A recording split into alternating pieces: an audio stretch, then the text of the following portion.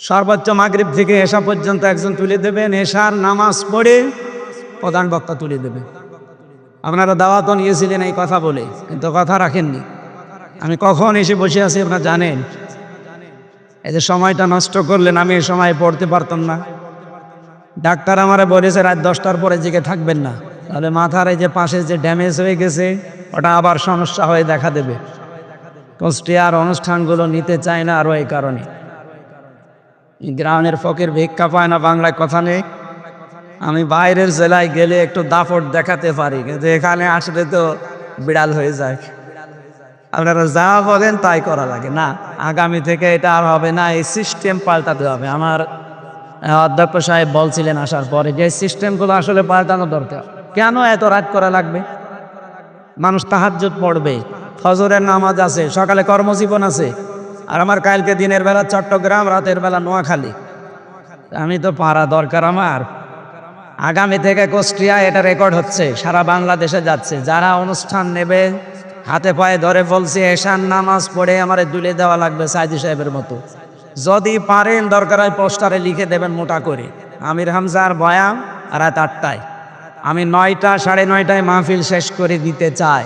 যদি পারেন নেবেন, না হলে হাতে পায়ে ধরে বলছে দাওয়াত দিতে যাওয়ার দরকার নেই। আমার দাওয়াতের অভাব নেই। এই জন্য আশা করছি আমার এই কথাটা আপনারা ঠিক রাখবেন। মহিলা প্যান্ডেলে মা বোনেরা সামনের দিকে একটু চেপে চেপে বসেন, একটু জায়গা করে দেন। জান্নাতে আপনার জন্য আল্লাহ একটা জায়গা বরাদ্দ দিয়ে দেবেন ইনশাআল্লাহ। আমরা কথা বলছিলাম মানুষের সম্মান বাড়ে প্রথম নম্বরে ইমান, 2 নম্বরে এলেমের কারণে। ইমান আমাদের কম বেশি অনেকেরই আছে না নেই? বলেন। কিন্তু ইমান আনতে হলে প্রথম একটা কাজ করা লাগে, ওইটা হয়তো অনেকের নেই। ইমান আছে, ইমান আনার আগে কি কাজ করা লাগবে? কোরআনে কারিমে আল্লাহ সূরা বাকারার 257 নম্বর আয়াতে জানিয়েছে, ফামান ইয়াকফুর বিত-তাগুত ওয়া ইউমিন বিল্লাহ। কেউ যদি ইমান আনতে চায় তার প্রথম কাজ সে যেন তাগুত ছেড়ে দেয়। বাংলাদেশে বহু ইমানের দাবিদার আমরা তাগুত ছেড়ে না দিয়ে ইমানের দাবি করি, এই কারণে আমাদের ইমান টিকতে চায় না। ফাকাদ ইসতামসাকা বিল উরওয়াতিল ওয়াসকা লা ইনফিসামা লাহা। আল্লাহ তাআলা বলেন তাগুত ছেড়ে দিয়ে যদি ইমানের দাবি করতে পারে, ও এমন একটা মজবুত রশি ধারণ করেছে যা জীবনেও ছিঁড়ে যাবে না।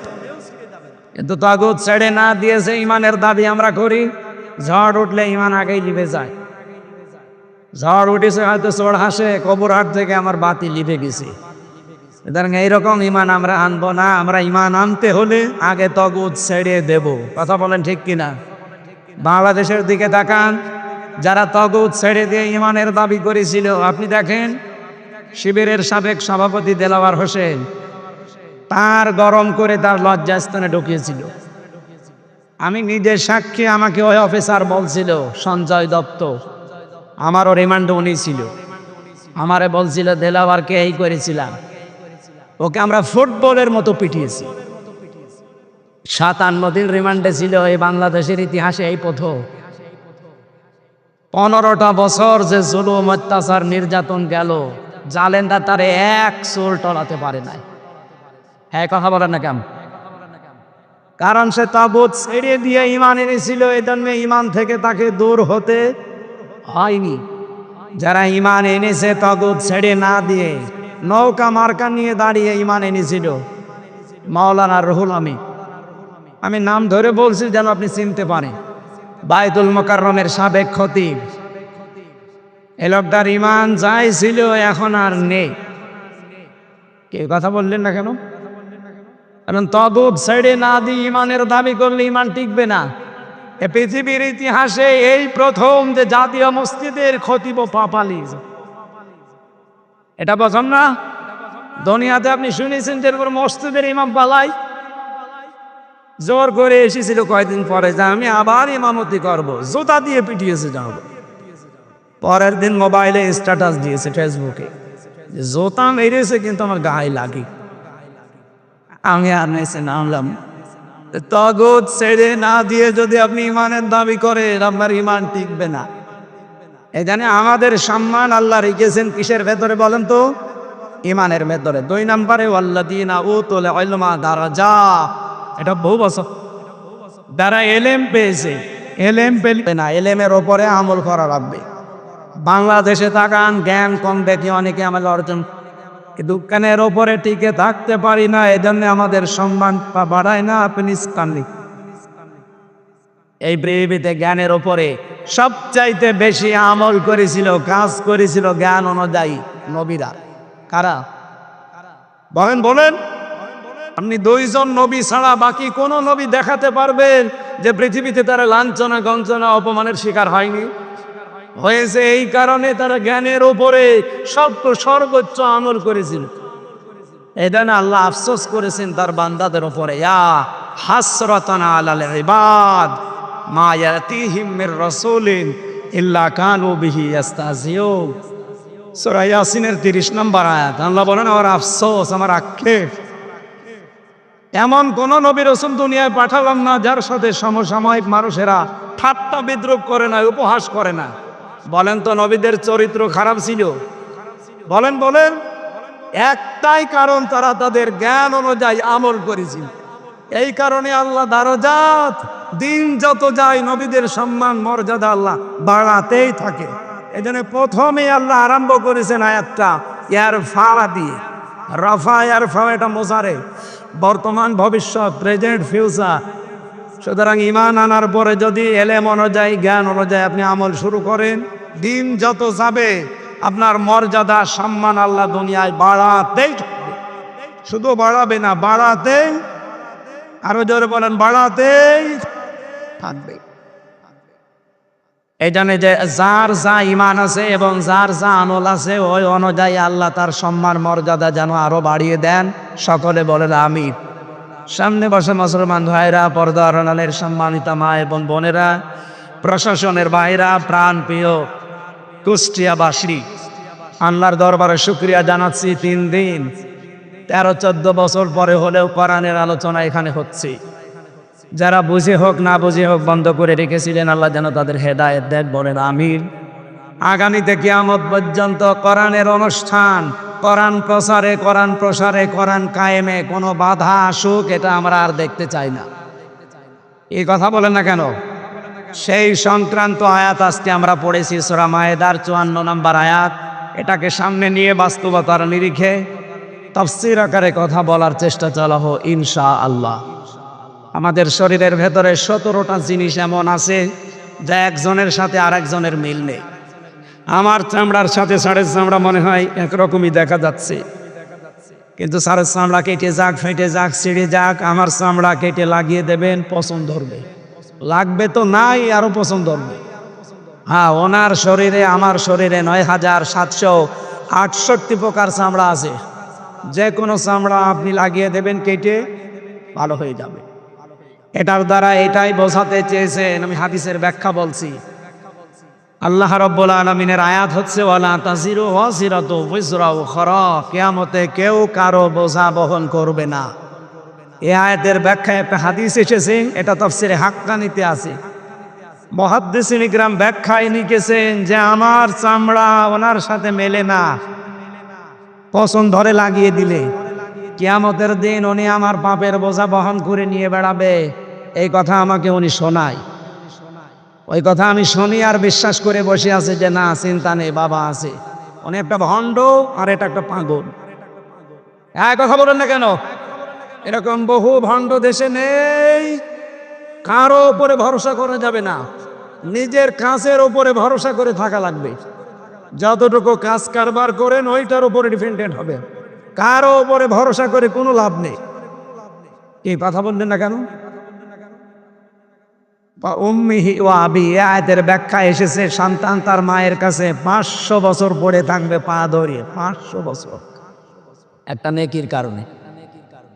নবীজি বলেন 500 বছর পরে ওর মুখের ওপরে লাথি দিয়ে বলবে কিসের সন্তান দাবি করো, দুনিয়ায় আমার বিয়ে হয়নি। এই জন্য আমার চামড়ার সাথে ওনার চামড়ার মেলে না, ওনার ওপরে ভরসা করে আমার কোনো লাভ আছে? যতটুকু পারবেন কিয়ামতে বোঝা বহন করতে অতটুকু পাপ করে দুনিয়া থেকে যান।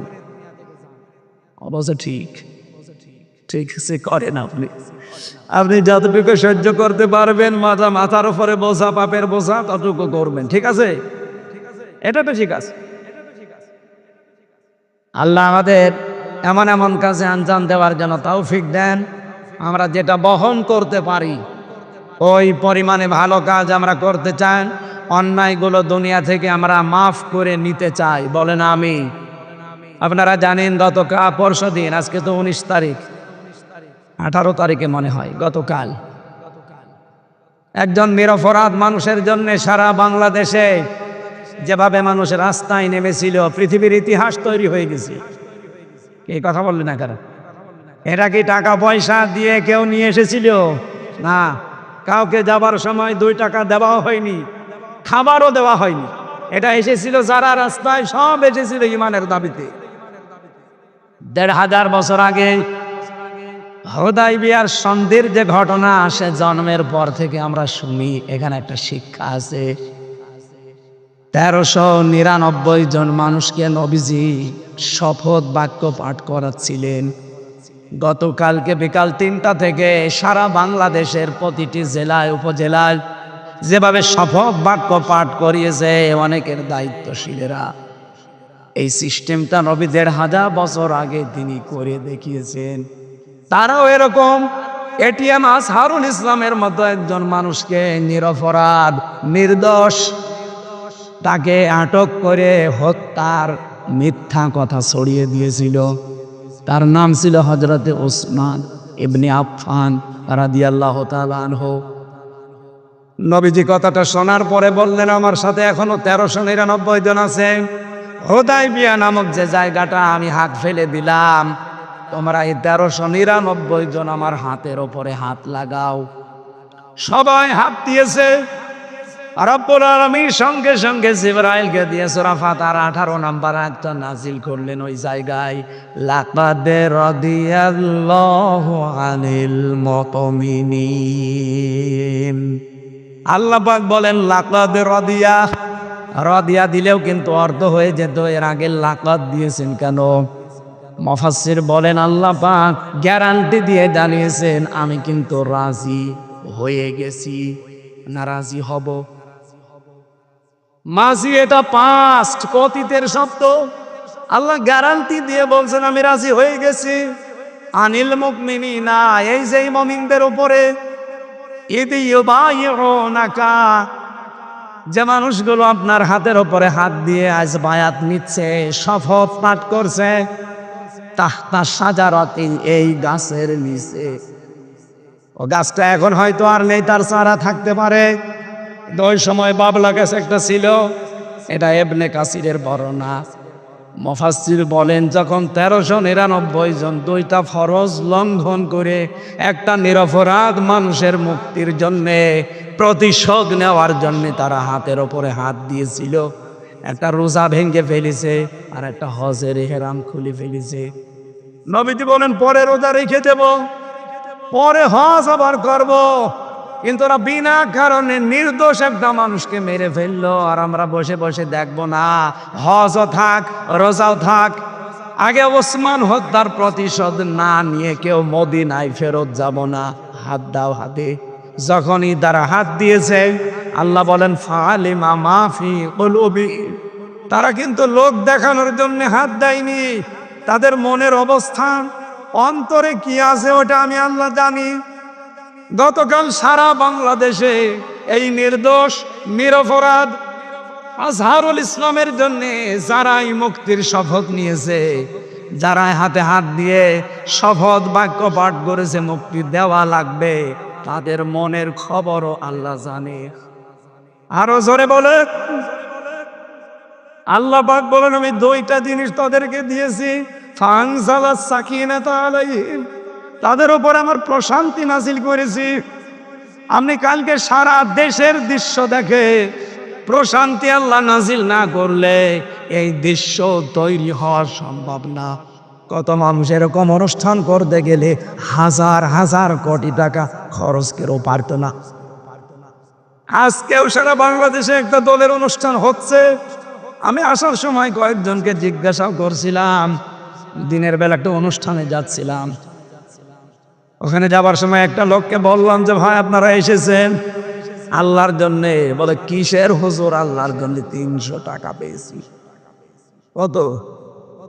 300 টাকা দিয়ে যার এক বেলা খাবার, এই জন্য এর চিল্লা পাল্লা করছি। এরপরেও কত মানুষকে পাওয়া যাচ্ছে না, অথচ গতকালের দৃশ্যে 300 না 3 টাকাও কাউকে দেওয়া হয়নি। বাড়িতে দেওয়ার সময় অনেকে ফাংজালাস সাকিনাত আলাইহিম, মনে একটা প্রশান্তি নিয়ে বাড়ি গেছে। আল্লাহ বলেন ওয়াসাবাহুম ফাতাহান করিবা। 3 নম্বরে আমি আল্লাহ তাদেরকে একটা নিকটবর্তী বিজয়ের সুসংবাদ দান করছি। এই আয়াতটা পড়ার পরে, ব্যাখ্যা দেখার পরে আমার মনে হচ্ছে ওই সময় 1500 বছর আগে কাফেররা এ ঘোষণা যেই শুনেছে যে মুহাম্মাদুর রাসূলুল্লাহ সাল্লাল্লাহু আলাইহি সাল্লাম 1399 জনকে হাতে হাত দিয়ে শপথ বাক্য পাঠ করাচ্ছে, ওরা ভয়তে ওসমানকে ছেড়ে দিয়েছে। আমার মনে হয় আগস্টের 5 তারিখের পরে এই সিদ্ধান্ত দেশের তাওহীদি জনতা যদি নিতে পারত যে অবৈধ সরকারের অবৈধ রায় আমরা মানি না, যত নিরপরাধ মানুষ জেলখানায় আছে, যত নিরপরাধ নির্দোষ মানুষ বিনা কারণে এই ন্যায়ভ্রষ্ট রায়ের মাধ্যমে জীবন নষ্ট করছে, এই মুহূর্তে তাদেরকে ছেড়ে দেওয়া লাগবে। আর মনে হয় 5, 6, 7 তারিখের ভেতরে যা ছিল সব ছেড়ে দিত। আমরা পারি নাই। দেরি যখন হয়েছে আফসোস নেই, আমরা চাই অন্তত 13টা বছর লোকটা আছে এই অন্ধ প্রকোষ্ঠে, আমি 3 বছর তার সাথে ছিলাম। মানবতার জন্য লোকটার যে দরদ, ইসলামের জন্য আল্লাহর উপরে যে ভরসা তার আমি দেখেছি। এইরকম মানুষকে মিথ্যা সাক্ষীর মাধ্যমে একজন মানুষের হিংসার বশবর্তী হয়ে তাকে জীবনটা নষ্ট করা আর ঠিক হবে না। বলেন বলেন, দায়িত্বে যিনি আছেন 2 জন নবীর নাম তার ডক্টর মোহাম্মদ ইউনুস, একটা মোহাম্মদ আর একটা 2 নবীর নাম নিয়েছেন আপনি। আশা করব এদেশের মানুষের মনের কথাগুলো বুঝবেন। আল্লাহ বলেন ফাআলিমা মা ফি কুলুবিহিম, আমি কিন্তু জানি যে ওদের মনে এই কথা আছে কিনা। 1399 জন যখন হাতে হাত দিয়ে বাক্য পাঠ করছিল, এটা শুধু মুখের কথা না, এটা তাদের মনের কথা। এই জন্য এদেশে যারা এই রাস্তায় নেমেছে, আপনারা বিভিন্ন মাধ্যমে দেখতে পেয়েছেন, এই দৃশ্যগুলো শুধু আমাদের মুখের না, এগুলো সব আমাদের মনের কথা। কথা বলেন ঠিক কিনা? সুতরাং ওই সময় নবীজি বাম হাতটা উপরে তুলে দিলেন। সাহাবী জিজ্ঞাসা করলেন, হে নবী, এর কিসের হাত? আমরা তো সবাই ডান হাত দিয়েছি। নবীজি বলেন, ডান হাত তো আমিও দিয়েছি। আজকে কিছুক্ষণ আগে আল্লাহ আয়াত নাজিল করে ঘোষণা দিয়েছে, আজকের এই বায়াতে সবার উপরে আল্লাহ রাজি হয়ে গেছে। আমার ওসমান যেহেতু এখানে নেই, তা বড় তো আল্লাহ রাজি হওয়া লাগবে। এজন্য আমি বাম হাতটা উপরে তুলে দিলাম, এইটা আমার ওসমানের হাত।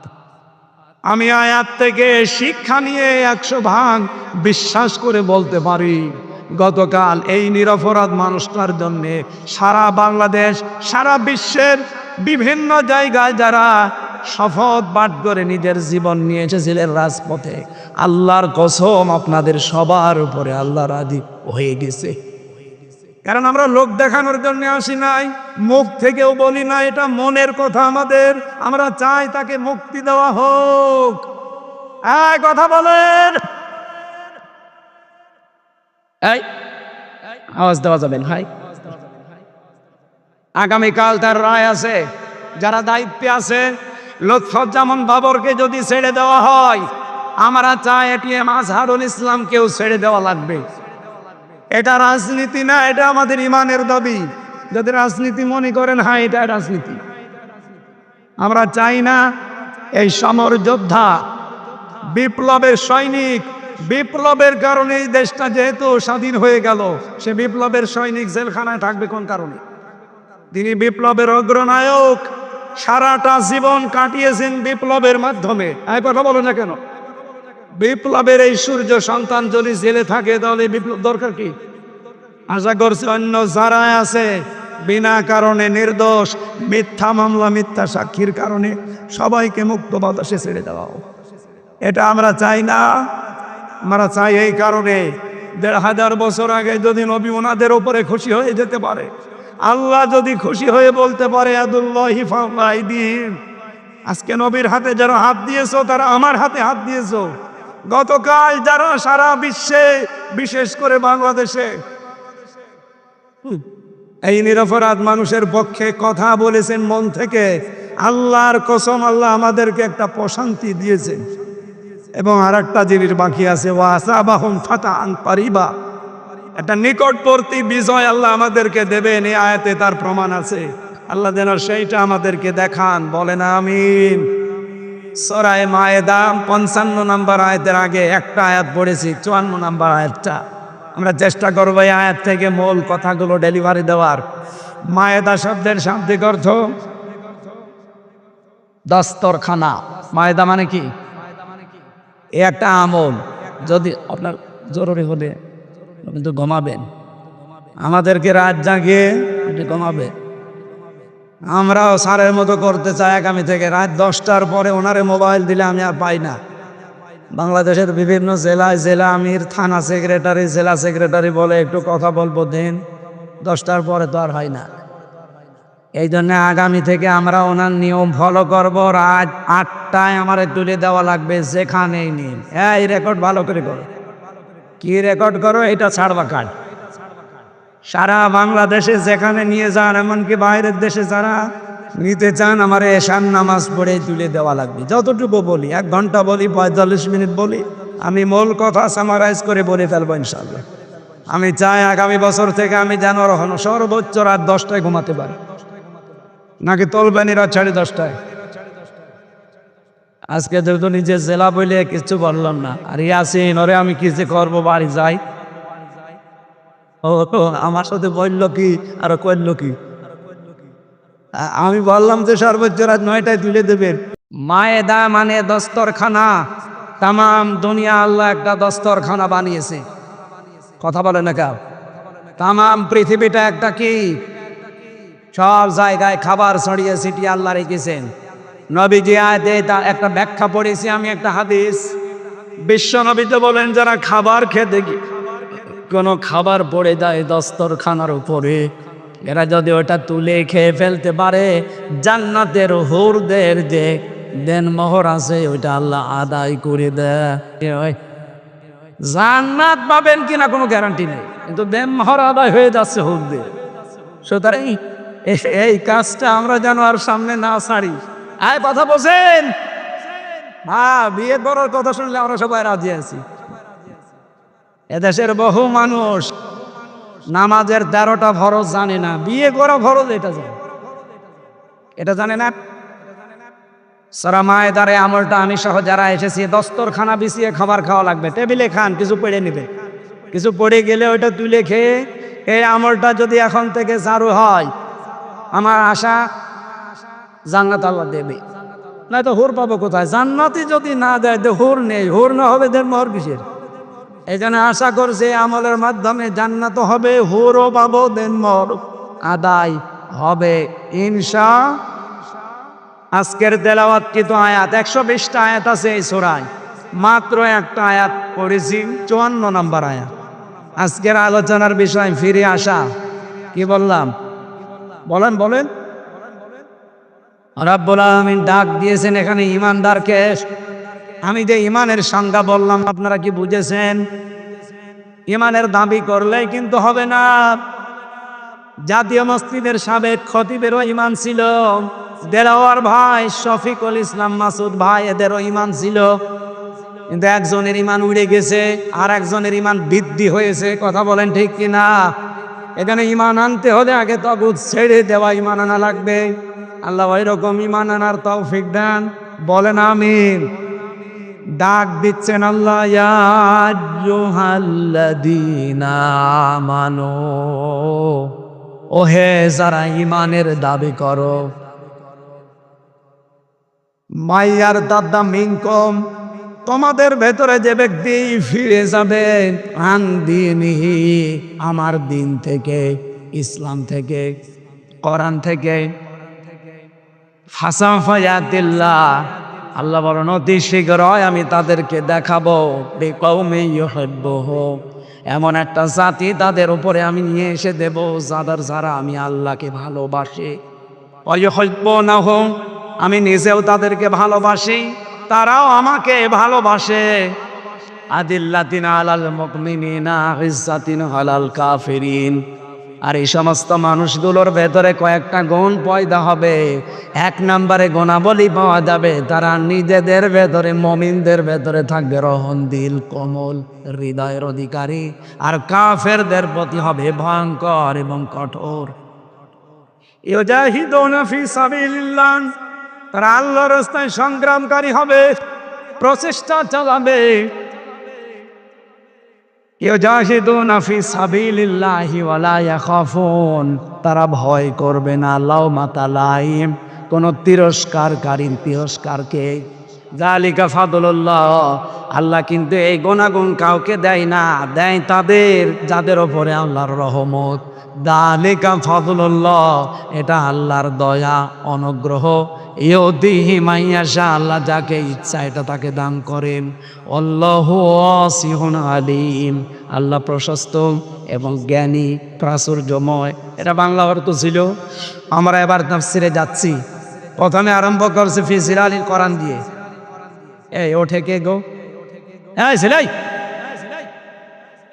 ও এটা মুরব্বি, পেছল থেকে তো মনে হচ্ছে না। ঠিক আছে, মুরব্বি মানুষ চলে যায়, যাক। শুধু প্রসাব পায়খানা বাদ দিয়ে কেউ যাবেন না। খুব যদি নেশা লাগে বিড়ি খাওয়ার, খেয়ে চলে আসুন। আমাকে তাহলে মনে করতে পারেন তো তাহলে বিড়ি খাওয়া মনে হয়। আরে ভাই, আমি আকিজে চাকরি করি, আমি আকিজ গ্রুপের খদি। এখন ওই তার বিরুদ্ধে কথা বলা যাবে? আমার চাকরি থাকবে? যদিও আকিজে এখন আর বিড়ি নেই, ওনারা এটা বাদ দিয়ে খাবার বানাই। আমি অন্তত তাদের কাছে গিয়ে এইটা পরিবর্তনের চেষ্টা চালিয়েছিলাম সেই 19 সাল 20 সালে। আল্লাহ সফল করেছে। বারবার ওনাকে বলতাম যে স্যার, আপনাদের এটা বদনাম, আপনার বাবা এটা করেছে ঠিক আছে, কিন্তু এটা বাদ দিয়ে আপনারা খাবার তৈরি করে। ওনারা বিড়িটা আমেরিকার টোবাকোর কাছে প্রায় 12,000-এর উপরে কত টাকায় বেচেছে, বিক্রি করি ওইটা দিয়ে এখন খাবার তৈরি করি। প্রায় 65টা খাবারের ব্যবস্থা ওনাদের, 65টা প্রোডাক্ট তৈরি হয়, তার ভেতরে প্রায় 55টার উপরে খাবার। এই জন্য বিড়ি খাওয়ার পক্ষে তো কথা বলা যাচ্ছে না, বিশেষ করে খুলনা আর বরিশাল বিভাগে। এগুলো আমার চট্টগ্রাম সিলেটে সমস্যা না, ওই দেশের ইমাম মুয়াজ্জিন বিড়ি খায়, কিন্তু খুলনা বিভাগে বরিশাল বিভাগে একটু ঝামেলা আছে। আপনারা খুব বেশি নেশা লাগলে যান ভাই, বারবার তো নিষেধ করে পারা যায় না, কারণ এই এলাকার মানুষ বিড়ি খায়। এই সামনেই তো মনে হয় এরকম কিছু আছে, যাওয়ার সময় আসা যাওয়ার সময় দেখি লিখা আছে। যান, খেয়ে চলে আসেন, ওই একজন যাচ্ছে, তাড়াতাড়ি আসবেন। যান যান, না যান। আর প্রসাব পায়খানা বাদ দিয়ে অন্তত 15-20 মিনিট উঠবেন। আর উঠবেন কি? আর 15-20 মিনিট দেওয়া দেবে না? ঠিক আছে, এবার উঠাউঠি করলাম, মুনাজাত করে দেন। আল্লাহ রাব্বুল আলামিন বলেন, মাই ইয়ারতাদ্দা মিনকুম, মান মানে যে ব্যক্তি, ইয়ারতাদ্দা দিয়েছেন আল্লাহ বাবে ইফতিয়াল, ইরতিদাদ শব্দের শাব্দিক অর্থ হচ্ছে হক থেকে বাতিলের দিকে ফিরে যাওয়া। আর এটার প্রবণতা বেড়েছে আগস্টের 5 তারিখের পর থেকে। আগে তো যাই ছিল, ওই সময় বুঝতাম না। এখন আগস্টের 5 তারিখের পর থেকে এই প্রবণতা বাংলাদেশের মানুষের অনেকের ভেতর আমরা দেখতে পাচ্ছি। ওরা সত্য দিন ছেড়ে দিয়ে মিথ্যার দিকে দৌড়াচ্ছে। হ্যাঁ, কথা বলেন না কেন? নাম ধরেই বলছি, এই যে চাঁপাইনবাবগঞ্জের হারুন সাহেব এবং তার বউ পাপি। পাপি আনা, পাপি আ দিলে ঝামেলা, পাপি আ কাইটে দেন, কি হয়? পাপি। এই স্বামী স্ত্রী দুইজন বানিয়েছে দেখুন মিস্ত্রি। কি আরম্ভ করেছে এরা? অথচ সাড়ে 15 বছরে বেশ ভালো ভালো কথা বলতো। এগুলো এখন শুনতে পাচ্ছি চাঁপাইনবাবগঞ্জের মানুষের কাছে পুরাটা ভাওতাবাজি। এই 15.5 বছরে তার নামে এই ফ্যাসিস্ট সরকার একটা মামলাও দেয়নি।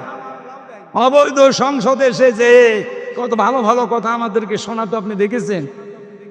আগস্টের 5 তারিখের পর থেকে সবচাইতে বেশি একামতে দিনের বিরুদ্ধে, বিশেষ করে জামাত এর নাম নিয়ে যে বিষাদগারগুলো করছে। আপনি চাঁপাইনবাবগঞ্জের সাবেক মেয়র, আমি নাম নিলাম না, উনি আজকে ঘোষণা দিয়েছে এই হারুন সাহেব জীবনে 2 বার জেলে গেছে, দলের জন্যেও না, মানবতার জন্যেও না, ইসলামের জন্যেও না। একটা হচ্ছে সরকারি পিন, ট্রেনের পিন চুরি করেছিল, আর একবার শুল্কমুক্ত গাড়ি যেটা ট্যাক্স দেওয়া লাগে, এটা ফাঁকি দেওয়া গাড়ি উনি বিক্রি করে দিয়েছিল।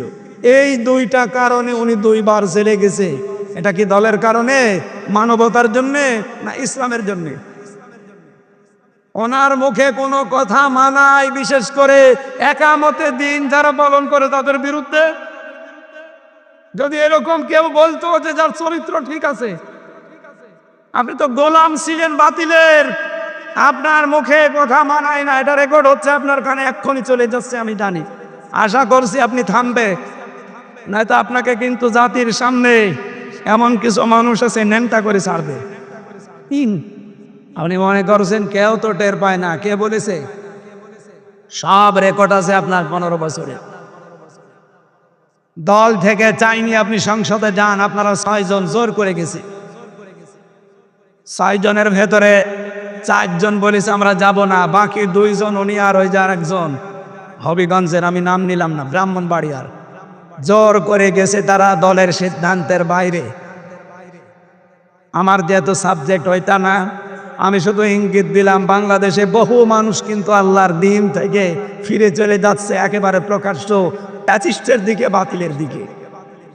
ওরা মনে মনে করছে আমরা যদি এভাবে চলে যাই, হাজারো মানুষ আমাদের দেখা দেখি চলে আসবে এই দেশে, অন্তত আর যারা দিনের কথা বলে তাদের কথা আর কেউ শুনবে না। আরে ভাই, দিনের মালিক কি হামজা? কথা বললেন না? দিনের মালিক ইয়াসিন, দিনের মালিক কে? আমরা হচ্ছি দিনের খাদেম, কামলা। আমরা চেষ্টা করে যাব দিনের পক্ষে। এদেশে যদি কায়েম হয় দিন ভালো, না হলে আমার কোনো লস নেই, ইয়াসিনেরও লস নেই। আমাদের বেতন আছে বিকাল 5টায়, বিকাল 5টা মানে জীবনের শেষ দিন। এই কথা বলেন না কেন? আপনি কি করলেন? আপনি বাধা দিয়ে টার্গেটে পড়ে গেলেন। দিনের মালিক যিনি, সে আল্লাহ। দিনের মালিক আবার বলেন তো হামজা কে? সুতরাং এদেশে যারা দিন বিরোধী তারা হামজা বিরোধী না, তারা সরাসরি আল্লাহ বিরোধী। আমার নিজের কোনো সম্পদ যদি আপনি মেরে কেটে নিতেন আমার রাগ হতো। আপনি তো সরাসরি বিরুদ্ধে আছেন আল্লাহর দিনের, তার মানে আল্লাহর বিরুদ্ধে গেলে আল্লাহর রাগ হবে না? বলেন বলেন। আল্লাহর রাগ যদি হয়, আপনি 3টি কাজ করেন। এদিকে তাকান। আল্লাহ রাব্বুল আলামিনের যদি রাগ হয়ে যায় কোনো জাতির উপরে, 3টা কাজ করেন। 1 নম্বরে ফাসাউফা ইয়াতিল্লাহ বিকৌমি ইউহিব্বুহুম ওয়া ইউহিব্বুনাহু। আল্লাহ পাক বলেন ওদের উপর আমি এমন একটা জাতিকে এনে দেই যে জাতিকে নিজে আমি আল্লাহ ভালোবাসি এবং তারাও আমাকে ভালোবাসে। আপনি দেখেন বাংলার প্রেক্ষাপটে আজ অনেকেই বিভিন্ন কায়দায় যারা হক থেকে বাতিলের দিকে জানা শোনার পরও মুখ ফিরিয়ে চলে যাচ্ছেন। আপনি কিন্তু জানেন এই দেশে হক কোনটা? কথা বলেন না কেন? এই যে যৌথ বাহিনী কিছুদিন আগে অপারেশন ডেভিল হান্ট চালাচ্ছিল, এখনো পর্যন্ত ওটা আছে নেই? যৌথ বাহিনী দেখলে খুশি হয় ইমানদারেরা, আর ভয় পায় যারা খুনি, যারা দুর্নীতিবাজ, আর যারা জুলুমবাজ তারা। সূরা আহজাবের 22 নম্বর আয়াতে আল্লাহ দিয়েছেন আলাম্মা রাল মুমিনুন আল আহজাব। আহজাব মানে যৌথ বাহিনী। আহজাব মানে কি? ওয়ালাম্মা রাল মুমিনুন আল আহজাব, যখন মুমিনেরা যৌথ বাহিনী দেখতে পেল, তার মানে এটা 1500 বছর আগেও ছিল। এই কথা বলেন না কেন? মুমিনেরা এরা দেখতে পেয়ে আনন্দে আত্মহারা হয়ে গেছে। কিন্তু যৌথ বাহিনী দেখে সবচাইতে বেশি সমস্যায় পড়েছে যারা খুনি, যারা অবৈধ ক্ষমতার অধিকারী। ওই জামানায় যারা ছিল, এ জামানায়ও অনেকে তাদের প্রেতাত্মা ছিল। এখানে অবৈধভাবে যারা ছিল তারা এখন যৌথ বাহিনীর ভয়ে আছে না? আমার মনে হয় এই অপারেশন ডেভিল হান্ট এটা আমি এই জেলায় বেশি হওয়া দরকার, কারণ এখনো অনেকের মাস্তানি থামেনি। এই কথা বলেন না কেন? এ কবর হাটে নেই, অনেকে এখনো ওদের মতো আচরণ করছে। ডেভিল হান্ট কেন চালু হয়েছে? ডেভিল মানে শয়তান, হান্ট মানে শিকার, শয়তান শিকার। আমরা চাই শয়তান সব শিকার হয়ে যাক। কথা বলেন ঠিক কিনা? এই জন্য ডক্টর মোহাম্মদ ইউনূস খুব তাড়াতাড়ি একটা একটা করে গজব ডেকে নিয়ে আসতেছে। কিন্তু কিছুদিন আগে আযাবুল বুলডোজার নাজিল হয়েছিল। এটার নাম কি বলেন বলেন? আযাবুল এটা এমনি নাজিল হয়নি। সাতক্ষীরা, চাঁপাইনবাবগঞ্জ, চট্টগ্রাম এই জেলাগুলোতে তাকান, 2013 সালে হাজার হাজার মুসলমানদের বাড়ি ঘর বুলডোজার দিয়ে মাটির সাথে অনেক জালেম মিশিয়ে দিয়েছে। আল্লাহ সেই প্রতিশোধ নিয়েছে 25 সালে ফেব্রুয়ারির 5 তারিখে। এটা শুধু শেষ হয়ে গেছে তা না, এখনো সামনে যদি কেউ উস্কানি দেয়, আযাবুল বুলডোজার হয়তো নাজিল হবে না, ডেভিল হান্ট আসবে না, অন্য কোনো আযাব কিন্তু আবার সামনে চলে আসবে। এই জন্য আপনারা সাবধান হবেন। কারো উস্কানিতে পা দেওয়া, আরো বলেন উস্কানিতে পা দেওয়া। অনেকে পা দিচ্ছেন, যৌথ বাহিনী যদি ধরে না, পেছনে এমন ভাবে লাল করে দেবে বাদরের পেছনের মতো। গোপালগঞ্জে লাল করেছিল না কিছুদিন আগে? ওই সময় শুনতাম গোপালগঞ্জ থেকে ঢাকায় আসবে, বসে আসলে 300 টাকা, দাঁড়িয়ে আসলে 1000 টাকা। এটা যদি গোপালগঞ্জের জমি হয়, গোপালগঞ্জ থেকে ঢাকা খুব বেশি দূরে না, আমাদের কুষ্টিয়া থেকে আরো দূরে, সুতরাং ঢাকায়ও যেতে পারবেন না। এমন লাল করবে, বসে গেলে 1000 টাকা, দাঁড়িয়ে গেলে 2000 টাকা। এই সিস্টেম যেন এ জেলায় আর না আসে। এই জন্য আমার মনে হয় কারো উস্কানিতে পা দেওয়া যাবে না, সতর্কতার সহিত কাটানো লাগবে দিন। আল্লাহর প্রথম সিদ্ধান্ত কি? 1 নম্বরে যারা আল্লাহর দিন থেকে ফিরে যেতে চায়, আজ বিভিন্ন ভণ্ড পীরের নাম নিয়ে নতুন নতুন ইসলামের নিয়ম বের করে মানুষকে আসল ইসলাম থেকে বের করে নিয়ে চলে যাচ্ছে। কথা বলেন।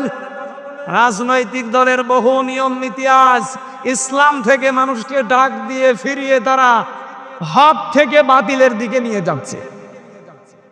আপনি জানেন যে দেশে হক কোনটা? এই পৃথিবীর ময়দানে আল্লাহর ভাষায় হক হচ্ছে তারা যাদেরকে দেখলে বাতিলেরা সবচেয়ে বেশি ভয় পায়। বাংলাদেশে হাজারো দল আছে, হাজারো মত আছে। আপনি বলেন এই 54 বছরে বাতিলরা সবচেয়ে বেশি ভয় পেয়েছে, নামে হোক বেনামে হোক, যাদের সেইটাই হক দল। এরপরও যদি কেউ না চিনতে পারেন, এদিকে আসেন, এমন জোরে কানের নিচে দেব টের পেয়ে যাবেন। তাছাড়া আপনার তো বুখারী শরীফ দিয়ে হবে না, কোরআন শরীফ দিয়ে হবে না, বুখারী শরীফ লাগবে। অবশ্য ঠিক, এদিকে আসেন আপনাকে বুখারী শরীফ দিচ্ছি। আল্লাহ রাব্বুল আলামিন যেন তার আয়াতটা আমাদের এই বাংলাদেশের মানুষকে দেখাচ্ছেন, যারা আজ দিন থেকে ফিরে চলে যাচ্ছেন। আল্লাহ বলেন, আমি তাদের উপরে এমন একটা জাতিকে নিয়ে আসব, এমন একটা কওমকে, দলকে আমি তোমাদের উপরে নিয়ে আসব, যারা আমি আল্লাহকে ভালোবাসে, আমি আল্লাহ নিজেও তাদেরকে ভালোবাসি। এখন এই দলটা কোনটা আপনি নিজে আয়াতের সাথে মিলান। ইয়াস্তাবদিল কওমান গায়রাকুম সুম্মা লা ইয়াকুনু আমসালাকুম। সূরা মুহাম্মদের ভেতরে আল্লাহ জানিয়েছেন, তোমরা যদি ফিরে যাও আল্লাহর দিন থেকে, আমি আল্লাহ এমন একটা জাতি, এমন একটা দলকে তোমাদের উপরে প্রতিষ্ঠিত করে দেব, যারা তোমাদের মতো হবে না। বলেন সুবহানাল্লাহ। এই আয়াত থেকে প্রথম আমরা বের করলাম, আল্লাহ এমন একটা দল তৈরি করে দেবে যদি মানুষ আল্লাহর দিন থেকে ফিরে চলে যেতে চায়। সেই দল এই বাংলাদেশে এখনো আছে না নেই? যেটাই হোক আছে, আল্লাহ যেহেতু বলছেন একটা দল বানিয়ে দেব। কি হবে সেই দলের কাজ? আযিল্লাতিন আলাল মুমিনিন, তারা মুমিনদের প্রতি রহম দিল হবে, কমল হবে, স্নেহময় হবে, স্নেহশীল হবে। আইজ্জাতিন আলাল কাফিরিন, কাফেরদের প্রতি হবে তারা কঠোর এবং ভয়ঙ্কর। আমির জামাত ডক্টর শফিকুর রহমানের কালকের বক্তব্যটা এই আয়াতের প্রমাণ। তাই কথা বলেন না কেন? উনি সর্বশেষ বলেছিলেন বাংলাদেশে কেউ আমাদেরকে চোখ রাঙাবেন না। হ্যাঁ, সমালোচনা করেন গঠনমূলক, আমরা মেনে নেব, চুমা দেব, কিন্তু কেউ নিজেদেরকে প্রভু ভেবে আমাদের উপরে চোখ রাঙাবেন না। আমরা কারো চোখ রাঙানি সহ্য করি? বলেন বলেন। এই কোরআনের আয়াতের সাথে যদি এই দেশে কোনো দলের বাস্তবতা মিলে যায়, আপনি অস্বীকার করতে পারবেন যে না এটা তো মেলে না, আপনি জোর করে বাদ দিতে পারেন না। আপনি দেখেন আজ এই দেশে একামতে দিনের দ্বারা তার দায়িত্ব পালন করে নিজের ভাইয়ের সাথে ওই রকম মিল নেই একামতে দিনের কর্মীদের ভেতরে যেই মিল আছে। হ্যাঁ, নিজের আপন ভাই আল্লাহকে মানে না, তারে আমি নিজেও মানি না, কিন্তু তার বাড়ি কোথায়? সেই চট্টগ্রামে। এই লোকটা যেহেতু একামতে দিন প্রতিষ্ঠা করার আন্দোলনে আছে, সে আমার আপন ভাইয়ের চাইতেও আমার কাছে আপন। এই কথা পাবেন না কেন? আজিল্লাতিন আলাল মুমিনিন, মুমিনদের উপরে রহমদিল হওয়া লাগবে। এই গুণটা এখন সর্বত্র ছড়িয়ে দেওয়া লাগবে, কারণ মুহাম্মাদুর রাসূলুল্লাহ ওয়াল্লাযীনা মাআহু আশিদ্দাউ আলাল কুফফার রুহামাউ বাইনাহুম। মুহাম্মদ সাল্লাল্লাহু আলাইহি ওয়াসাল্লাম আল্লাহর রাসূল এবং তার উম্মত বলে যারা দাবি করবে, তার সঙ্গী সাথী যারা হবে, তাদের প্রথম গুণ হবে নিজেদের ভেতরে তারা রহমদিল, আর কাফেরদের প্রতি তারা কঠোর এবং ভয়ঙ্কর। কাফেরদের যত অনুষ্ঠান আছে সব অনুষ্ঠানের উপরে নারী পুরুষ কড়া হওয়া লাগবে, কঠোর হওয়া লাগবে। এই যে ফেব্রুয়ারি মাসের কয়েকদিন আগে যে দিবসটা গেল, কি নাম?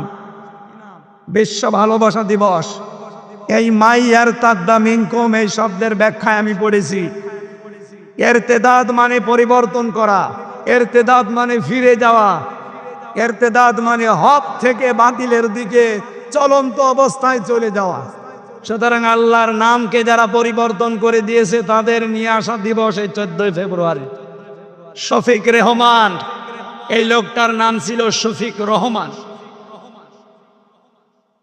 ইংল্যান্ড থেকে এই বিশ্ব ভালোবাসা দিবস আমদানি করেছি। সাংবাদিকরা প্রশ্ন করছে, স্যার আপনার নাম তো শফিক রহমান, রেহমান করেন কেন? উনি বলছে, দেখো রহমানের ভেতরে মৌলবাদের গন্ধ পাওয়া যায়, এই জন্য আমার নাম আমি কেটে পরিবর্তন করে পাল্টিয়ে রেহমান দিয়েছি। বাংলার মুসলমান আর রেকর্ড হচ্ছে, এটা সারা দেশে ছড়াই। সবাইকে বলছি, যেহেতু এবছরে আর নেই, সামনে বছর আবার আসবে। যেই লোকটা আমাদের আল্লাহর নাম পরিবর্তন করে রহমান থেকে রেহমান করতে পারে, তার নিয়ে আসা দিবস আগামীতে কোন মুসলমানের ছেলে মেয়েরা পালন করতে পারে?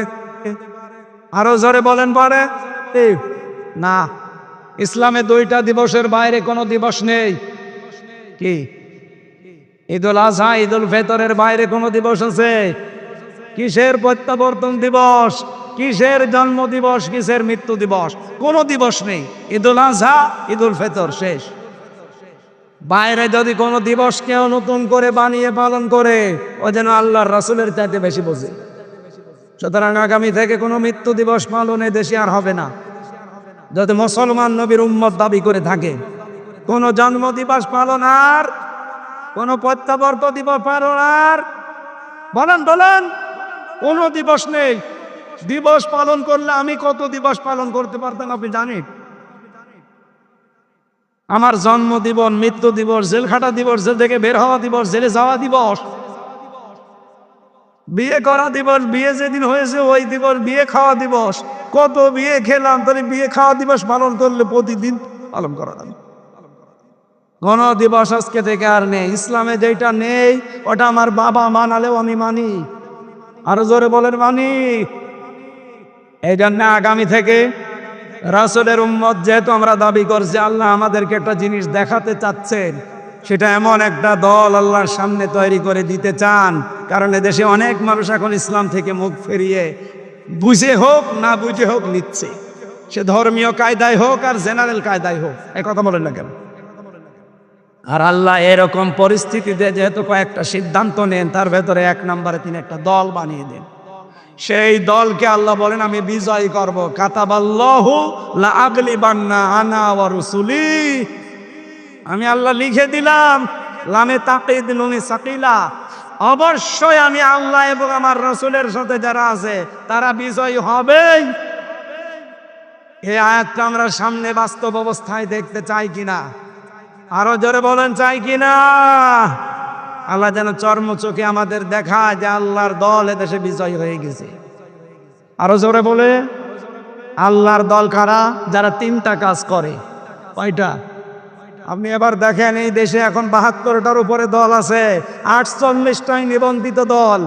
আমাদেরটাও ছিল, সেটা মিলে ৪৯টা, কিন্তু জালেমরা নিবন্ধনটা বন্ধ করে দিয়েছে। আমরা চাই এটা অতি শীঘ্রই ফেরত দেওয়া। এই কথা বলেন না কেন? জালেমদের কোন চিহ্ন যদি এ দেশে না থাকে, সবই তো বিদায় নিচ্ছে। ৩২ বিদায় নিয়েছে, টঙ্গিপাড়াও বিদায় নিতে পারে। কথা বলেন না কেন? জালেমদের কোন দৃশ্য এই দেশে কেউ দেখতে চায় না। কি কথা বলেন না কেন? কেউ দেখতে চায়? সবাই বলছে কোন জালেমের দৃশ্য এই দেশে থাকবে না। সুতরাং জালেমের দেওয়া অবৈধ রায়ও এই দেশে থাকবে না। আমাদের নিবন্ধন, বিশেষ করে দাড়িপাল্লা ফেরত দেওয়াই লাগবে। কথা বলেন ঠিক কিনা? এটা শুধু আমি এই কয়েকজন মানুষের সামনে না, এটা রেকর্ড হচ্ছে না, 18 কোটি মানুষের পক্ষ থেকে বলতে চাই, এই অবৈধ রায় বাদ দিয়ে আমাদের জায়েজ নিবন্ধন এটা ফিরিয়ে দাড়িপাল্লা ফেরত দেওয়া লাগবে। এই কথা বলেন না কেন? বলেন এটা চান কিনা? এই ন্যায় চান কারা দেখি? লিল্লাহে তাকবীর।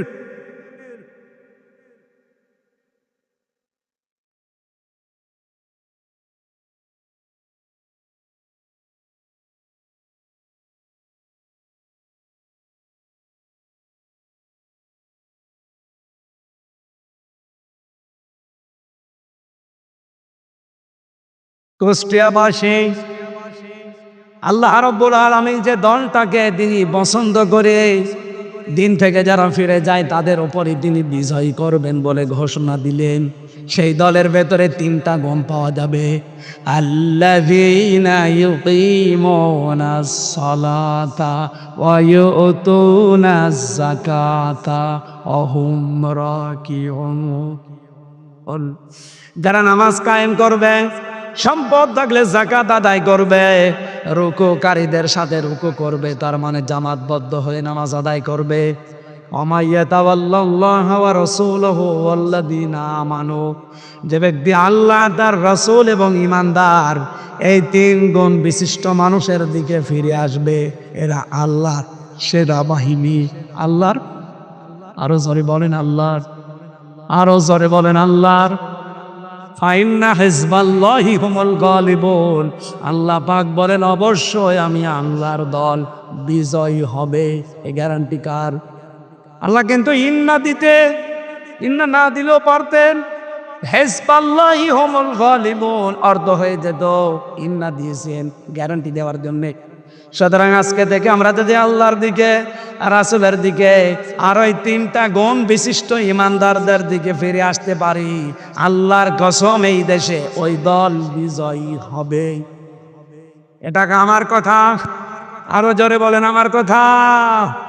আল্লাহর এই কথা আমরা সামনে দেখতে চাই না? তাহলে 3টা গুণ যাদের ভেতরে আছে তাদের সাথে আপনাকে থাকা লাগবে। যারা নামাজ কায়েমের আন্দোলন করে এই দেশে, এদেশে বললাম না কত দল, সব দল নামাজ কায়েমের আন্দোলন করে না। কথা বলেন না কেন? কারণ নামাজ কায়েম এটা ব্যক্তিগত বিষয় না, এটা রাষ্ট্রের দায়িত্ব। সূরা হজ ৪১ নম্বর আয়াত, আল্লাযীনা ইম্মাক্কান্নাহুম ফিল আরদ আকামুস সালাহ, যাদেরকে আমি জমিনে শাসন ক্ষমতা দেব।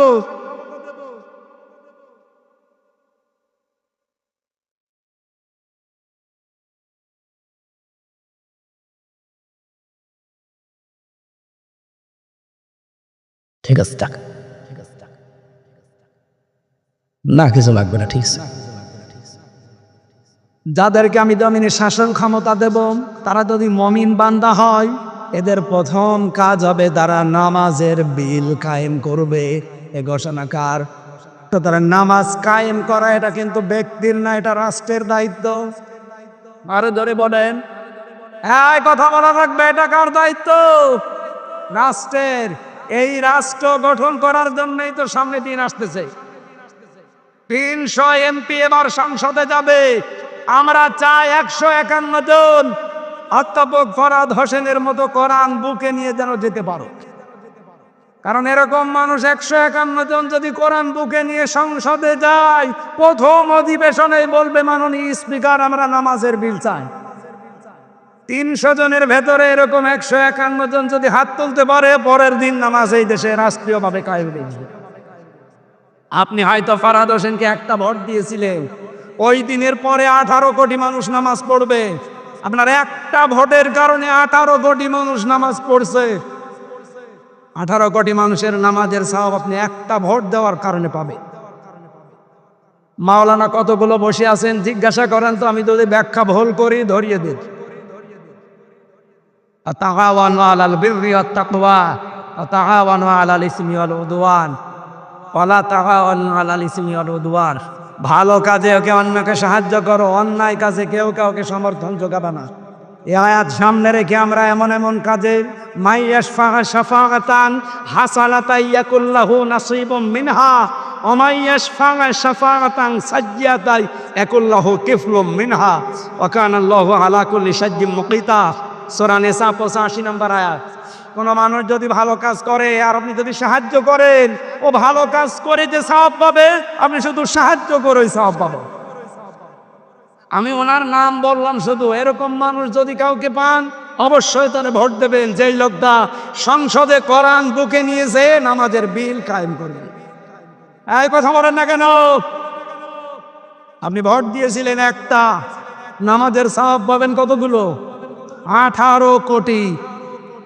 এখানে নামাজ কায়েমের দায়িত্ব যেহেতু ব্যক্তির না, এটা রাষ্ট্রের। আর আমরা এরকম একটা রাষ্ট্রের সামনে চাই, এটা ফেরেশতারা বানিয়ে দেবে। বলেন বলেন, এই কাজে যদি কাউকে শরীক না পায়, বুঝবেন আল্লাহ আপনাকে ভালোবাসে না। 2 নম্বরে যাকাত ভিত্তিক অর্থনীতি কায়েম করা লাগবে, এইটাও রাষ্ট্রের দায়িত্ব। ওনাদের মতো 151 জন মানুষ যদি বলে আগামী থেকে আগামী সংসদে আমরা অধিবেশনে যাকাতের বিল চাই, কায়েম হয়ে যাবে 151 জন হাত তুললে। তখন যাকাতের ওয়াজ করা লাগবে না। বাংলাদেশে ইসলামী ব্যাংক নেই, কথা বলছেন না কেন?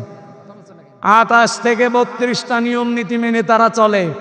তাদের মুশারাকা আছে, মুদারাবা আছে, মুরাবাহা আছে, বায়ে সালাম আছে, বায়ে ইস্তেসনা আছে, বায়ে মুআজ্জাল ওয়াহেদা আছে, এরকম 28টা থেকে 32টা। বাংলাদেশে যত ব্যাংকিং ব্যবস্থা আছে সবগুলোকে যদি এই নিয়ম নীতি মেনে চলতো, তাহলে আমাদের সুদের মতো গোনায় জড়িত হয়ে মায়ের সাথে জেনা করা লাগতো না। আমরা চাই সোনালী, রূপালী, চৈতালি ব্যাংক আছে, ও হবে কয়দিন পর। সোনালী, রূপালী, চৈতালি, অগ্রণী যত ব্যাংক আছে সব ব্যাংক চলবে ইসলামী ব্যাংকের আদলে। এটা হবে তখন যখন যাকাত ভিত্তিক অর্থনীতি রাষ্ট্রীয়ভাবে কায়েম হবে। আরে ভাই, এইটাই তো আমরা চাই, আমরা যেন মায়ের সাথে জেনা করে কবরে না যায়। কামিল মাদ্রাসার প্রিন্সিপাল বসে আছে, পেছনে কত আলেম দেখতে পাচ্ছেন। আমরা চাই এই দেশে আমরা কেউ আর মায়ের সাথে জেনা করতে চাই, অথচ আমরা অনেকে করছি। এখানে কত মানুষ বসে আছে টাকা ছেড়ে রাখে, নাকি কবরানি নেই? টাকা ছেড়ে রাখে 1000, মাসে মাসে 200 টাকা বেশি পায়। আমি জানি কবরহাট এলাকায় আর খাজানগরে বেশি, আল্লাহর ওলি সব এই এলাকায়। টাকা ছেড়ে রাখে, টাকা আসে, বলেন সুবহানাল্লাহ। অনেক চালাক মানুষ আছে, টাকা ছাড়ার সময় নিজের নামে ছাড়ে না, বোর নামে ছাড়ে। যদি গোনা হয় বোর নামে হবে। চালাকি করে পার পাওয়া যাবে, অথচ আপনি মায়ের সাথে কেবল জেনা করে আসলেন। যারা এই সুদের টাকা খান তারা সরাসরি জেনা করেন কার সাথে? ও বাংলার মুসলমানেরা, এই যে বারবার চিল্লায় আমরা এই কারণে। আপনি মায়ের সাথে জেনা করে এসে নামাজে দাঁড়িয়েছেন, সামনে রোজার মাস, রোজা রাখবেন, আপনার নামাজ হবে, রোজা হবে? বলেন। আরে ভাই, এত কষ্ট করে নামাজ পড়ে রোজা রেখে যদি নাই হয়, তো ও করে কি করবেন আপনি? এই জন্য আগামীতে যাই করি যেন আল্লাহর দরবারে কবুল হয়, সেই নিয়ত নিয়ে বলছি। সামনে যাকাত ভিত্তিক অর্থনীতি কারা কায়েম করতে চায়, রাষ্ট্রীয় ক্ষমতায় কারা গেলে যাকাত এই দেশে রাষ্ট্রীয়ভাবে কায়েম করবে, আপনি টের পাচ্ছেন না? এরপরে যদি বলেন না হুজুর আমি বুঝি না, এই এদিকে আসেন, আপনাকে বোঝাচ্ছি, এদিকে আসেন। জোরে কোদাল ছাড়া আপনার হবে না। অহম রাকিউন, রুকুকারীদের সাথে যারা রুকু করে, যারা জামাতবদ্ধ হয়ে নামাজ আদায় করে, এমন দল আপনি করেন যে দলের জামাতবদ্ধ নামাজ তুরের কথা নামাজই নেই। অথচ এই বাংলাদেশে বললাম ৭২টার উপরে দল আছে, একটা দল আপনি এমন পাবেন যে দলে নামাজ একা পড়েন না জামাতে পড়েন, ওইটাও আপনাকে লিখে রাখা লাগবে, পরের মাসে ওইটা আবার দেখানো লাগবে। কথা বলেন না কেন? এরপরেও যদি কেউ খুশি না পান, আপনি আমার বাড়িতে যেন একা একা আপনাকে দেখাবো, এ জায়গায় বলা সম্ভব না। বলেন না আমি এখনো তো টের পাই না। বাংলাদেশে ৭২টার উপরে দল চলছে, একটা দলের কর্মসূচিতে নামাজ ৫ ওয়াক্ত জামাতে পড়েন না একা পড়েন, এটা মানে কি লেখা লাগবে, পরের মাসে দেখানো লাগবে, ভুল হলে সংশোধন করে দেবে। আল্লাহর আয়াতের সাথে মিলে যাচ্ছে না যে যারা রুকুকারীদের সাথে রুকু করে, জামাতবদ্ধ হয়ে যারা নামাজ আদায় করে, এই ৩টা গুণ যাদের ভেতরে আপনি পাবে, এই মানুষগুলোর সাথে মিশে থাকবেন, কারণ এই মানুষগুলোকে আল্লাহর সামনে বিজয়ী করবে। আল্লাহর ঘোষণা মিথ্যা হওয়ার সম্ভাবনা আরো বলেন আছে। দুনিয়ার জীবনটা যেহেতু ধোঁকা, সত্যি কথা বলছি, কোরআন এই যে আমি মাথায় নিয়ে বলতে পারি, পৃথিবীর জমিন ধোঁকা, ধোঁকা এবং ধোঁকা। এটা জেলে ৩ বছর থাকার পরে আমি আরো বেশি বুঝেছি। বিশেষ করে মা বাবা, স্ত্রী, সন্তান, সবগুলো ধোঁকা। আমি আমার বর নাম নিয়েই বলছি, যেটা রেকর্ড হচ্ছে, ম্যাডাম আবার আইতে থাকতে দেবে তো রাতে চাটা জাহাই হবে। ম্যাডামও আমার জন্য ধোঁকা। ও যতই ভালোবাসুক আমাকে, কোরআন বলেছে আমাল হায়াতুদ দুনিয়া ইল্লা মাতাউল গুরুর, পৃথিবীর সব কিছু ধোঁকা। কে বলছেন?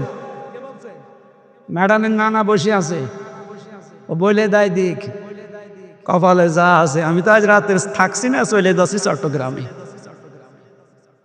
আমি এখন যদি এখনই মারা যাই, আজ রাতে ম্যাডাম আমার আর পাহারা দেবে না, বলবে ২-৩ জন নিয়ে আসেন, নাই তো আমার ভয় লাগছে জিন আসতে পারে। কথা বলছেন এরা? হয়তো ২-৩ দিন পাগল হয়ে যাবে, কান্নাকাটি করে ৭ দিন খাবার খেয়ে না খেয়ে কাটাবে। সন্তান আদি মা বাবা আমারে ম্যাডাম সবই একই অবস্থা করবে। ৪০ দিন পরে দেখবেন যা স্বাভাবিক হয়ে যাচ্ছে। যেহেতু ওনার বয়স এখন বেশি না, আমার এখন ৩৩, ওনার খুব বেশি হলো ২৬ হবে। এজন্য ওনার মা বাবা তো আর রাখবে না, ৪ মাস ১০ দিন পরে দেখবেন আর একটা হামজা দেখে বিয়ে দিয়ে দেবে। কি এটা বাস্তবতা না? বলে নানারে জিজ্ঞাসা করেন, করবে না ওনার নাতিরে? ওইটাই তো। খুব বেশি হলো ৫ থেকে ৭ দিন তার সাথে সংসার করার পরে এ নানার কাছে কল দিয়ে বলবে, নানা ভালোই করেছেন দিয়ে দিয়ে, এখন যার সাথে দিয়েছেন ও হামজার চাইতে ১০০ ভালো। আমাকে বেশি বলছি না ঠিক বলছি? এইটা দুনিয়া ভাই, এইটার নাম দুনিয়া। সুতরাং কারো সুখের জন্যে, কারো হাসি খুশির জন্য, আনন্দের জন্য এমন কোনো কাজে হাত দেওয়া ঠিক না। বাবা শাহজালাল সব হালাল না। আপনি যতটুকু পাপের বোঝা বহন করতে পারেন অতটুকু পাপ করে যান। আমি প্রথমে এই শব্দ দিয়ে আরম্ভ করেছিলাম, যতটুকু পারেন ততটুকু কাজ করবেন। কারো সুখের জন্যে বাম হাতের ইনকাম করা ঠিক, এটা পাগলের কাজ। আমি জেলখানায় হাড়ে হাড়ে হাড়ে হাড়ে এটা টের পেয়েছি যে দুনিয়া পুরাটা ধোঁকা। আল্লাহ তুমি আমাকে এবং সবাইকে এটা ১০০ বোঝার তৌফিক দান করো, বলে না আমি।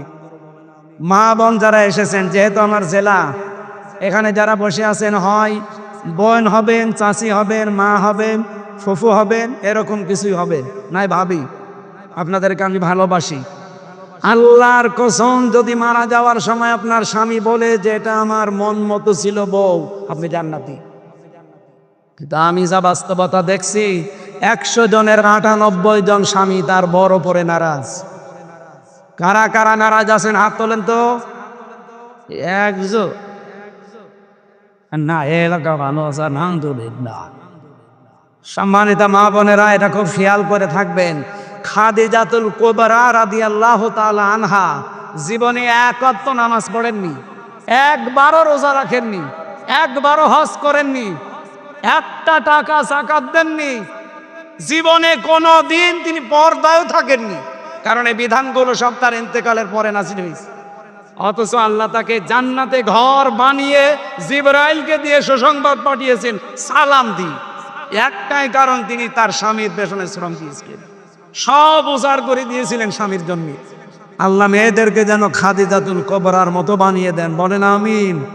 আরো জোরে বলেন আমিন। এখানে অনেক পুরুষ মানুষ, আমি সহ বসে আছি, প্রথম 1-1.5 বছর 2 বছর হয়তো নিজের বউ ভালোই লাগে, এরপরে আর আকর্ষণ কমে যায়, ভালো লাগে না, তখন অন্যের বউ দেখলে আনন্দ লাগে। এরকম পুরুষ মানুষ নেই, এটা একটা রোগ। এই রোগের ঔষধ 2টা। সূরা নূরের 30 নম্বর আয়াতে আল্লাহ ঔষধ দিয়েছে, কুল্লিল মুমিনিনা ইয়াগুদ্দু মিন আবসারিহিম ওয়া ইয়াহফাজু ফুরুজাহুম যালিকা আযকা লাহুম। আল্লাহ বলেন, নবী আপনি মুমিন পুরুষদেরকে বলেন তারা যেন তাদের চক্ষুকে নিম্নগামী করে পরনারী দেখলেই। 2 নম্বরে তাদের লজ্জাস্থান হেফাজত করে। এইটাই উত্তম পদ্ধতি, পবিত্র পদ্ধতি এটা। আপনি 15 দিন এই আমলটা করে দেখেন, শুধু নিজের 14 জন মহিলা বাদ দিয়ে, মা, বোন, ফুফু, মেয়ে, এরকম 14 জন, এদের বাদ দিয়ে সামনে দুনিয়ার যে মহিলায় পড়ুক, সঙ্গে সঙ্গে চোখ নিজের দিকে করবে। কয়দিন? মাত্র 15 দিন। বলেন বলেন। এরপরে লজ্জাস্থানের হেফাজতের জন্য যা যা করা লাগে এইটা একটু কন্ট্রোল করে। 15 দিন পরে দেখবেন একটা অনির্বাচন সুখ আপনি পাচ্ছেন। এটা টাকা দিয়ে কিনতে পাওয়া যাবে না, এই আমলের কারণে আল্লাহ দান করবে। আমি সহ যারা এখানে বসে আছি, আল্লাহ আমাদেরকে যেন এটা পালন করার এবং নিজেদের স্ত্রীর প্রতি যে দায়িত্ব কর্তব্য আছে এটা পালন করার তৌফিক দেন। আমি আজকে আর টানতে পারছি না কণ্ঠ এবং সময়ের কারণে, এত রাত পর্যন্ত জেগে থাকা ঠিক না। 11:30 বেজে গেছে। আগামী থেকে আবার কথা বলবো আপনাদের সামনে ইনশাআল্লাহ। আল্লাহুম্মা আমিন। লা ইলাহা ইল্লা আনতা সুবহানাকা ইন্নী কুনতু মিনাজ জালিমিন। আল্লাহুম্মা গফিরলি ওয়ারহামনি ওয়াহদিনি ওয়াফিনি ওয়ারযুকনি ইয়া রাব্বাল আলামিন। আল্লাহ তাআলা কুষ্টিয়ার কবুরহাট ইসলামী সমাজ কল্যাণ পরিষদের উদ্যোগে 3 দিন ব্যাপী অনুষ্ঠানের সর্বশেষ কোরআনে কারীম দিয়ে যতগুলো কথা শুনলাম, আমল করার তৌফিক আমাদের ভিক্ষা দাও। সম্মানিত সভাপতি কাজী হামিদুল ইসলাম সহ প্রধান অতিথি অধ্যাপক মাওলানা আবুল হাশিম স্যার সহ অধ্যাপক ফরাদ হোসাইন সহ অধ্যক্ষ তারিকুর রহমান সহ শত আলেম ওলামা বসে আছে, আল্লাহর আলেমদেরকে আলেম হিসাবে কবুল করে নাও। সম্মানিত মা বোনদেরকে খাদিজাতুল কুবরার মতো বানিয়ে দাও রব্বুল আলামিন। দিন থেকে, ইসলাম থেকে, তোমার কোরআন থেকে আজ যারা মুখ ফিরিয়ে নেয়, জেনে হোক না জেনে হোক, তুমি ঘোষণা দিয়েছো সেখানে এমন একটা দল তুমি তৈরি করবে যারা তোমাকে ভালোবাসে, তুমি নিজেও তাদেরকে ভালোবাসো। আল্লাহ ওই দলে তুমি আমাদেরকে শামিল করে নাও। এই দলের লোকদের যে গুণাবলীগুলো তুমি দিলে, নিজেদের ভেতরে কোমল, কাফেরদের প্রতি কঠোর, তারা আল্লাহর রাস্তায় জিহাদ করবে, কোনো তিরস্কারকারীর তিরস্কারকে তারা পরোয়া করবে না। এটা তোমার বড় অনুগ্রহ। আল্লাহ এই গুণাগুণগুলো অর্জন করার তৌফিক আমাদের ভিক্ষা দাও রব্বুল আলামিন। এলাকায় মাটির নিচে যত মানুষ ঘুমিয়ে আছে, কবরগুলো জান্নাত বানিয়ে দাও। আল্লাহ তাআলা, একটা নিরপরাধ মানুষের কালকে রায় আছে, আল্লাহ তোমার আরশ থেকে যা ফয়সালা হবে তাই তো হবে। লক্ষ লক্ষ মানুষ তার জন্য দোয়া করছে। আমরাও তোমার গুনাহগার কিছু টোটাফাটা বান্দা এই গভীর রজনীতে কোরআনের অনুষ্ঠানে তোমার দরবারে মন থেকে দোয়া করছি, আল্লাহ তুমি আমার ভাই আজহার সাহেবকে মুক্ত করে দাও। আল্লাহ আমি 3টা বছর লোকটার সাথে ছিলাম, মানবতার জন্য, ইসলামের জন্য যে দরদ আমি দেখেছি তার ভেতরে, আল্লাহ তার যে ইখলাস এখন তৈরি হয়েছে, শেষের এই কয়টা দিন তুমি মুক্ত বাতাসে তার পরিবারের কাছে, আমাদের কাছে থাকার তৌফিক দাও।